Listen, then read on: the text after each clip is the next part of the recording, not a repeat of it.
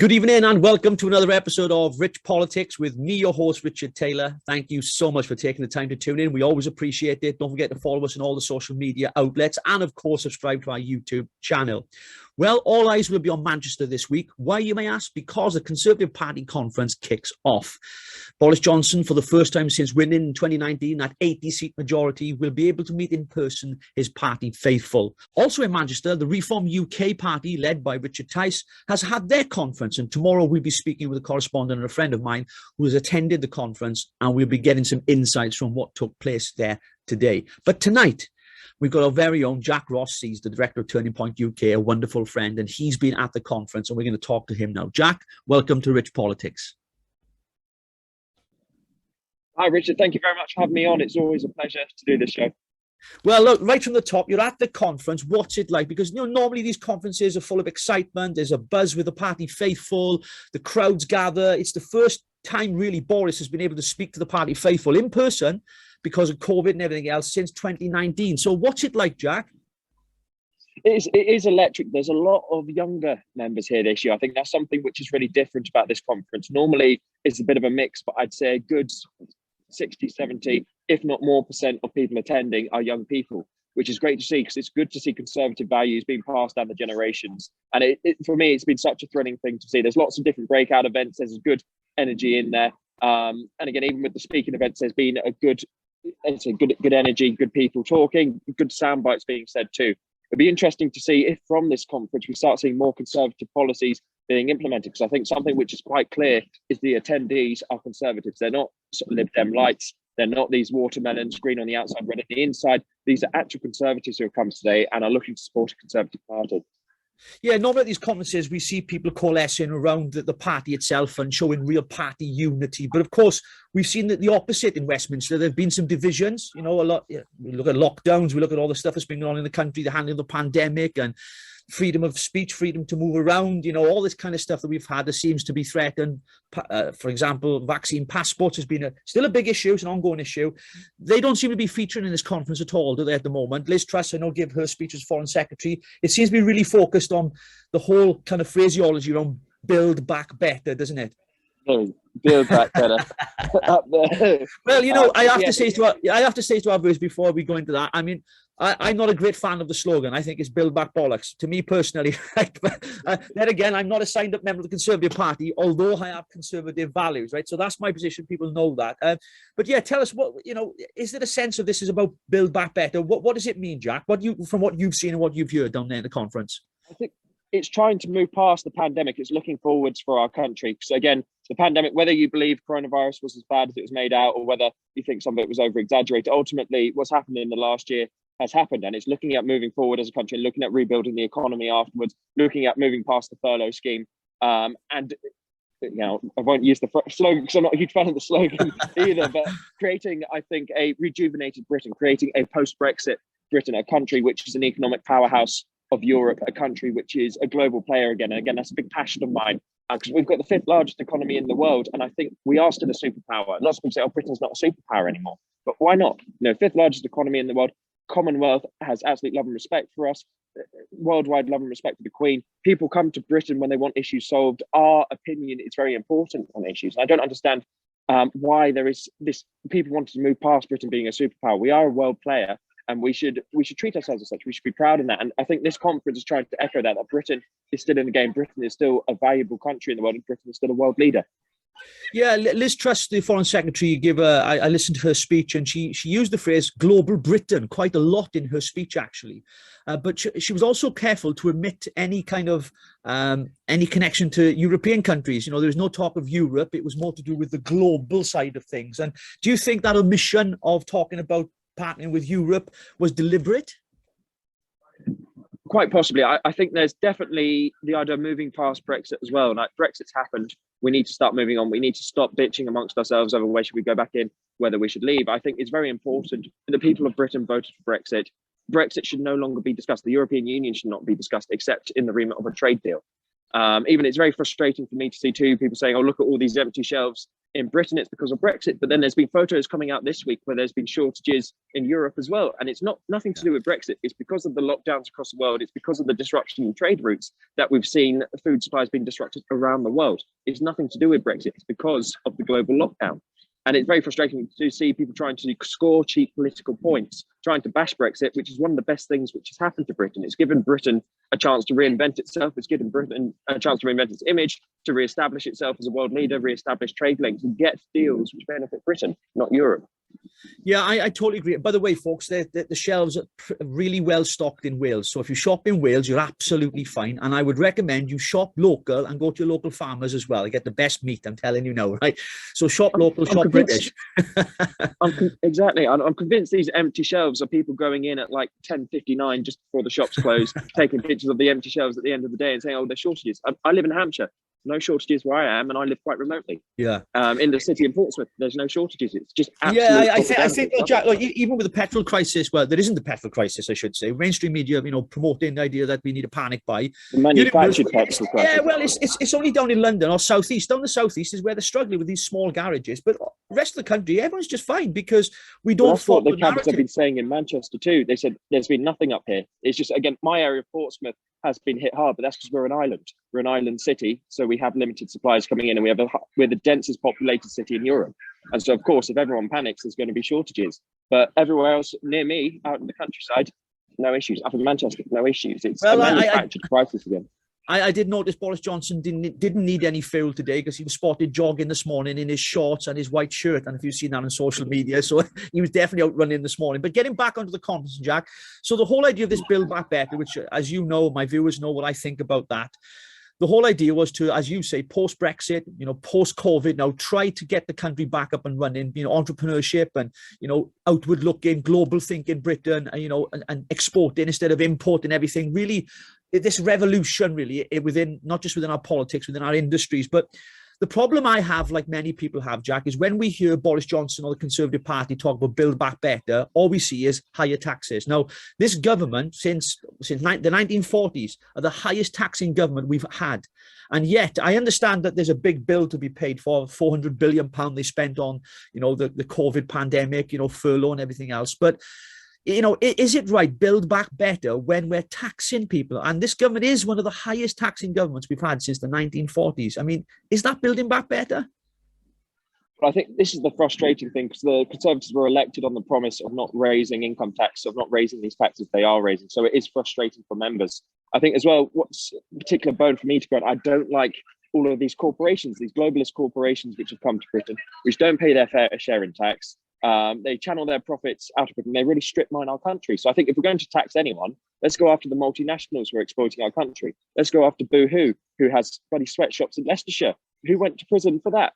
If me or you had a sweatshop in our basement, we'd be put in prison, and quite rightly so. So why aren't all the CEOs of Boohoo put in prison for exploiting people and having illegal labour in our country? It's disgusting to see the nepotism and corruption in our country. And I think the Conservative Party can be the party to get rid of that. But I think they're going to have to look at themselves in the mirror a little bit and discuss some hard truths about how they can improve our country. As I said, if you tax, if you make Google pay its fair share of tax, if you make Amazon pay its fair share of cost of coffee, all of these corporations who don't care about Britain, because they and you can see they don't care, because they go through every loophole to not pay tax. And that doesn't strike me as people who have Britain's best interest at heart. If they want to operate here, they should pay their fair share. Yeah, I think because the everyday person, let's be honest, those who are on universal credit, maybe not because they're not working, because they might be on low wages. Some of the cuts the government are making on the back of that, and obviously they're raising the money, they say, for social care, the NHS, which desperately needs the money. I just wonder, though, whether or not this government, the Conservative government, always, low tax government, that's who they've always been. I mean, Boris Johnson on the Marr show this morning, I'll just read you a quote that he gave to Andrew Marr when he was asked the question. Andrew Marr said to him, "Are you going to raise taxes yet again in the budget?" which obviously we know is due later this month. Boris Johnson's reply was, you have no fiercer and more zealous opponent of unnecessary tax rises than me. If I can possibly avoid it, I do not want to raise taxes again." Can he be trusted? That's the question, isn't it? I think what I would like to see from the Conservative Party is I'd like to see them starting to cut all these woke things, cutting funding. Dominic Cummings said today, cut funding to woke organisations like Stonewall before you even discuss taxes. So if we cut all the funding to Stonewall, we cut all the diversity officers from the NHS, we cut all the civil service, pointless bureaucracy, we cut the diversity hiring officers for the army, we cut funding to universities who don't uphold free speech, which is meant to be law, then we can start talking about taxes for the everyday person. But there's so many things you can do first, as I said, taxing the multinationals before you start taxing the working person and demanding money from them. We shouldn't have to foot the bill from pointless woke policies.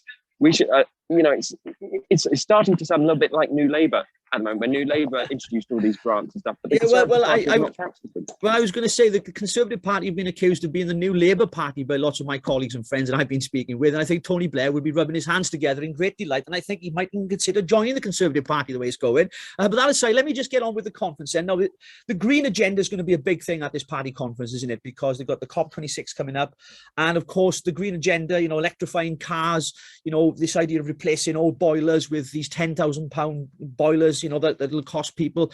I mean, is this going to be another tax really on the poorest in society and those who really struggle on low wages? Because there's going to be a financial impact to go green, isn't it? You mentioned going woke, go broke is my opinion. But when it comes to the green agenda, I mean, are we going to see, is it going to be difficult for people to convert over to this idea of this green agenda that Boris seems to be pushing? Because no doubt it'll be pushed to the conference this week. They're really going to go for this, aren't they?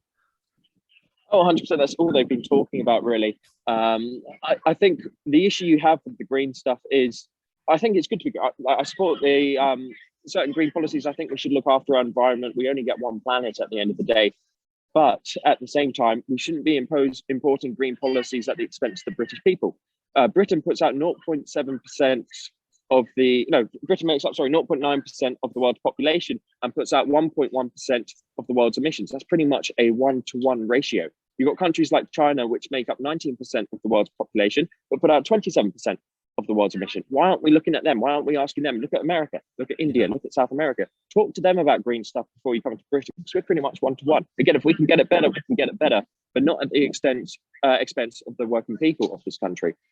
Likewise, I think with Boris, it's a very interesting situation. Like, I campaigned for Boris, I supported Boris coming in the leadership, but that's when he had Cummings around him. That's when he had Oliver Dowden around him. What we've seen is the Oliver Dowden, sorry to interrupt you. Oliver Dowden opened up the conference. He's the party chairman today now, isn't he? He opened up the conference this morning, didn't he? This afternoon, I should say.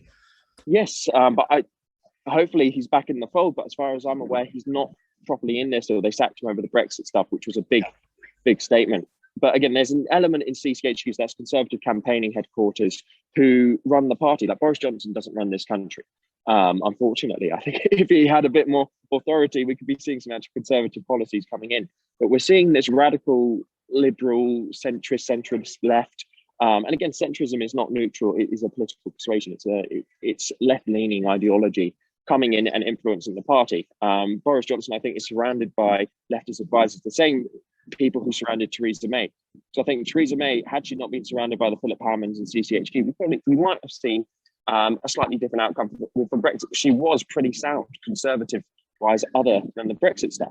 But it's these advisors who are sort of dripping poison into their ears and telling them, oh, the country wants this, the country wants that. If you don't do this, you won't get elected again, which scares them. And they get trapped in the Westminster bubble, where they think the opinions of the people in Westminster, who do not represent the people of Britain, they're a tiny community, very similar to the Islington elite, metropolitan elites. They aren't representative of British people. And they listen to these people who have a political agenda, who wish to push their political agenda on other people and implement policies which are not popular with the country. And this is a massive frustration for the everyday party member, because, again, you look at my area, Meon Valley, you look at areas like Portsmouth, anywhere outside of London membership is pretty much hardline Conservative, but we're not seeing the membership's policies being reflected in government. And even the fact the Conservative Party got elected, because people thought they were a hardline Conservative Party. That's why they were elected. People thought it was Thatcher 2.0, but we aren't seeing that reflected, and it's a complete betrayal of the voters, in my opinion. But what I will say is there is still hope. I hope, again, hopefully someone from CCHQ is watching this. They're not a huge fan of me. But again, pull the finger out. Be Conservative. You're the Conservative Party. The membership supports you. The people of this country support you. Don't listen to lefties. Lefties will never vote for you. Don't try and placate lefties in policies. They're never going to vote for you. Look at what your voters want and deliver on that. Just a final thought before we let you go, Jack. I know you're busy doing loads of other things and interviews as well. Now, you've met a few protesters there, haven't you, as well, outside the venue, haven't you? Now, I've seen some of the stuff on your Facebook page and on Twitter as well. By the way, follow Jack Ross on Twitter, folks. I'm sure you appreciate it. But yeah, tell us what's been going on outside the venue there. There's been some interesting protests, some left-wing madness as well, isn't it? Oh yeah, lots of crusties. So the first one I had this morning, it was a quick walkthrough. I got some very dirty. Let me just grab my glass of wine for this, because I need to chill out listening to this. Come on, carry on. But unfortunately, at the conference, no one wears the pass outside of the area because they're worried about being attacked by left wingers. Again, I think if you're a Conservative, you've got to be proud of it. I don't take this off. If I'm going clubbing, I'll take it off. But if it's just walking through the streets, you should be proud of who you are. You're in Manchester to represent the Conservative Party, so be proud of it. Lots of people. So I walked through a lefty protest this morning with it. I was getting dirty looks, people staring daggers at me. Let them at the end of the day. Went up to Steve Bray. Oh, do you want to do an interview, Steve? He's like, yeah. I said, all right, I'm with Turning Point UK. He's like, no, I'm not going with you. And everything. But I went through, just before this call, I went through again with a pal of mine who's a Iraqi immigrant. And he went up to Steve Bray. He said, Steve, you support Tony Blair? And he's like, yeah.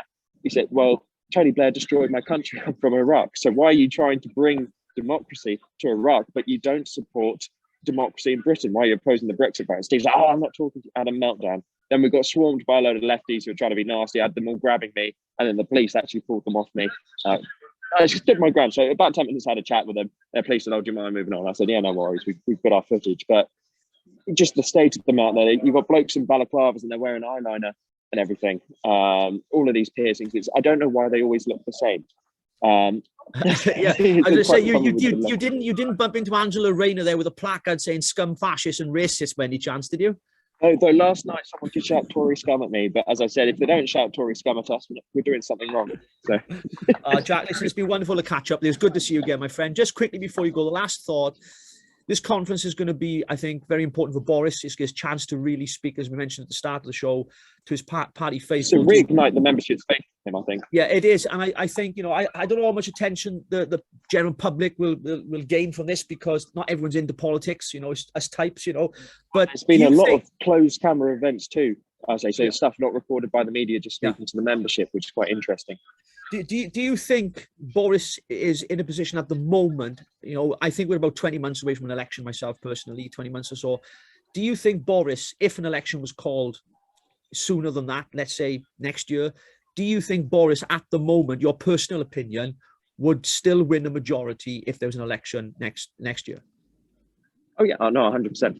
I think with a 480 majority, you'd have to do something seriously wrong to lose an election. I think what a lot of people forget, because we've got lots of people critiquing the lockdown on Twitter and everything, but the everyday person actually supports what the Conservatives did, and they see themselves as being well handled throughout the pandemic, and they don't necessarily see issues. I think that tends to be the reality on the street. Like, again, I speak to people all the time, and that's what everyone's saying. I think the Conservatives are going to be power unless, well, even if they did something drastic, which again, raising taxes, 5-10 years they're going to be in power. We'll start to see maybe a leadership change, maybe a new party taking it, maybe hopefully not a swap to Labour happening in about 10 years. But I think for now, it's fairly sewn up. I don't think anyone in the history of Britain has lost after having a 480 majority in Parliament. I think it's going to be whittled down. I don't think that's going to go up, don't get me wrong. And unfortunately, when it gets whittled down, we're going to lose the red wall MPs, who are sort of the more sounder ones. But as I said, I don't think we're going to see the back of Boris Johnson for a long time.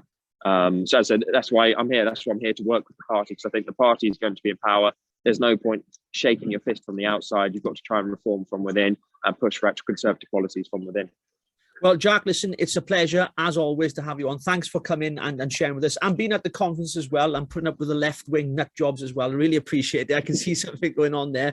And to our viewers as well, don't forget to follow Jack. Turning Point UK is on Facebook. There's a huge following on there. And don't forget to follow them on Twitter as well. Some of their links will be in the bottom of the video here, so you can click straight to them. And I'm sure Jack would appreciate it. And don't forget to tune in next Friday. You're in Rich Politics. I'll be back ranting about something. Remember, non-politically correct. Welshman ranting about all things politics. I'll catch you soon on Rich Politics. Bye for now.